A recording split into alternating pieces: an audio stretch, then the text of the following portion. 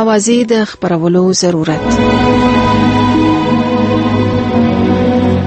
هسې وایي چې سقراط ته یو څوک راغلل او ورته وویل ستا د ملګري په باره کې مې یوه اوازه اورېدلې.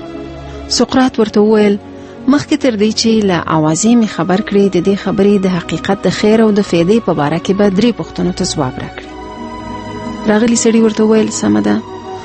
سقراط پوښتنه ورنه وکړه آیا ډاډه یې چې دغه اوازه حقیقت لري؟ هغه ځواب ورکړ ډاډه خو نه یم.